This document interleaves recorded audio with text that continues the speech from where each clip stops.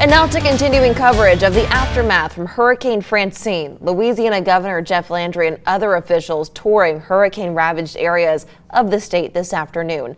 A short time ago, they held a gathering in Kenner to discuss recovery efforts. Let's listen in and get the latest developments. Certainly, I want to say good afternoon. A couple of things I want to point out.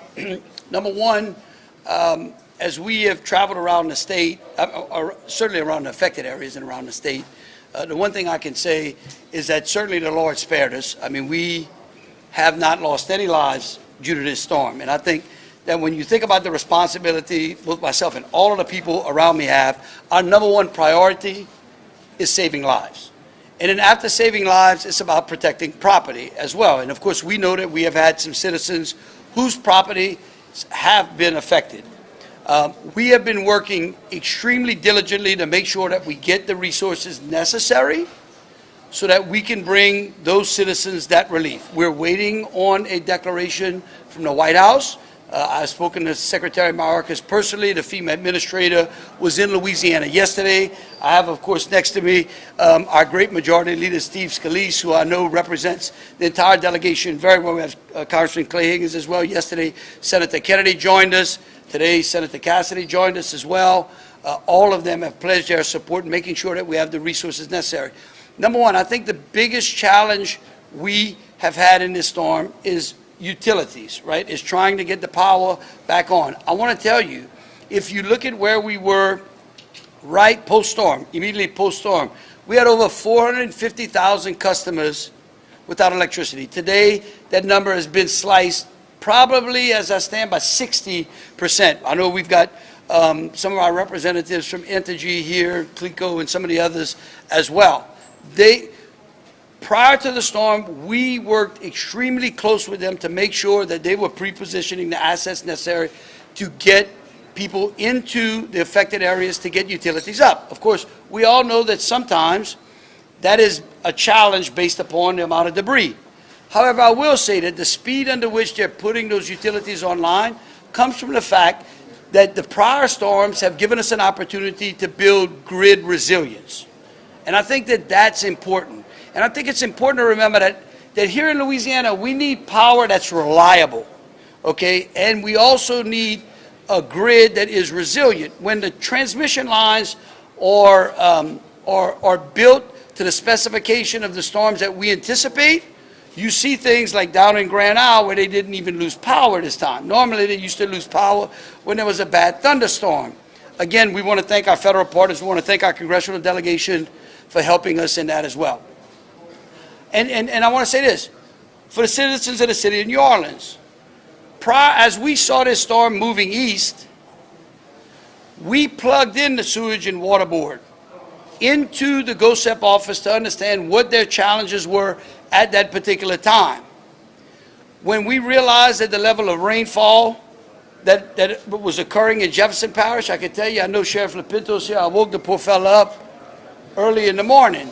And then I called Cynthia right thereafter, just so that we understood the level of resources that we could support both Jefferson Parish and Orleans. We all know, right? We got some challenges here in the New Orleans metropolitan area. Those are challenges that we all recognize. The importance is being honest about those challenges and how we are going to fix them. So I can tell you the meeting that we had in there, and I'll let Steve comment right after, was about those particular challenges, about how we can recognize where the infrastructure deficiencies are today, because we don't know whether we're going to get another storm tomorrow, right? We know we'll have one in the near future. I mean, that's evident. We seem to be able to attract the hurricanes in Louisiana. But it doesn't mean that we can't live in peace here as long as we prepare for the level of those storms, right? And so that's what I think our challenges is. And lastly, I want to say this before I bring Steve up. I am extremely proud of the people who work diligently in both preparation, response, and recovery, okay? The level of communication and support, it's unprecedented. I mean, I can tell you, from the local to the state to our federal partners as well. That's the kind of success we can have when everyone leans in, everyone's honest, everyone tells us what they need, and then we try to allocate those resources accordingly. With that, I would love to bring my good friend Steve Scalise up for a few words. All right. Well, thank you, Governor, and especially Sharon, our First Lady. Appreciate you coming as well. You know, this storm preparation really started at the beginning of the week. We all saw it coming in, and the spaghetti models initially didn't really look at us at all, and then of course you saw it moving east. Each model moved further and further east, and so we knew at some point Louisiana was going to take a hit. The governor quickly moved to ask for an emergency delegation, a declaration, and our entire congressional delegation, Congressman Higgins, the whole group, we all came together very quickly to help expedite that, and it got approved by the president, and now we're working on a major emergency declaration, which still hasn't been approved, but really a lot of that is going to come after assessments come in. And we're working with all the parishes and cities.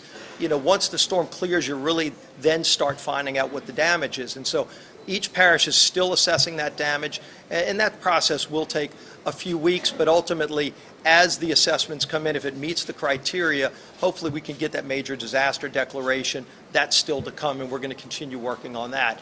But in the meantime, as we've met with all the parish leaders, the mayor, the cities, you know, there's a lot of things that we've identified. Over the years, we have seen billions of dollars come into our region, some generated locally, a lot coming in from the federal government, combined to build a stronger flood protection system so that fewer homes flood.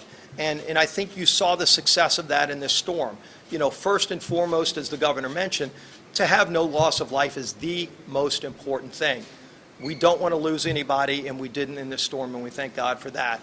But after that, then you look at damage to homes. You know, and if you think about Hurricane Ida, kind of a similar path, but a very different storm. Ida moved incredibly slow, much stronger winds, and it did a lot more damage. A lot more houses were damaged, a lot more devastation from this storm. Luckily, it moved through fast with Francine and got out of here, but it dumped a lot of water and a lot of wind in the meantime. And so you had power outages, and especially in Kenner, you know, they're still counting the numbers and working through with the families to identify how many homes, but you're already over 150, approaching 300 homes that got flood water, and you know, you want to work with those families and help them get back on their feet. And that's what we do as a community. We're resilient people. We've been through this before, and we're going to get through this. But in the meantime, we can also learn, you know, were there things that we can do better at next time? And the parishes are already identifying some areas where some pumps failed.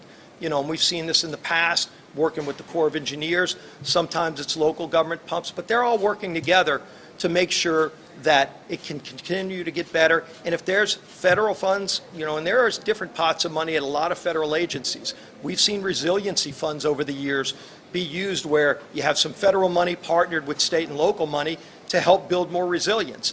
And that's paid real big dividends. You know, Terrebonne and Lafourche, as the governor had talked about earlier, Terrebonne and Lafourche didn't have any homes that flooded, and the eye of the storm came right over Terrebonne. And so those resiliency dollars have paid massive dividends, because ultimately somebody, you know, federal flood insurance, other programs would maybe have to pay billions to help those people if they got damage, and they didn't. So we're thankful for that. But in the meantime, we're going to continue to learn how we can improve those systems. And, you know, the work that is being done by the governor, by all the parishes and cities, is continuing to be very collaborative and forward-thinking, because there will be things we're going to have to do in the future to build upon what we already have. And our congressional delegation will be there every step of the way to make sure we can identify federal funds that can partner with state and local funds to get this done as quickly as possible. Thank you, Governor. Thank you. Madam Mayor? Yeah, Mayor New Orleans. Toy control. Thank you.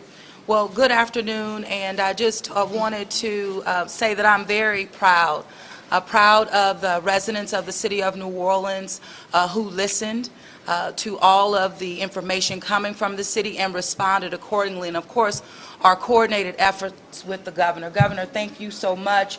All of our united efforts, our unified command, boots on the ground, no doubt about it. I think this is our opportunity to continue to demonstrate that when we invest big, that the results, you see them on the ground. And so for me, I just want to continue to push for the necessary resources that the City of New Orleans needs relative to our sewage and water board, our power complex, and that will ensure that we're better prepared for the future. But we're a resilient community, and I believe we were on the front stage of it this time around. But thank you, Governor, for your leadership. Thank you, Madam Mayor.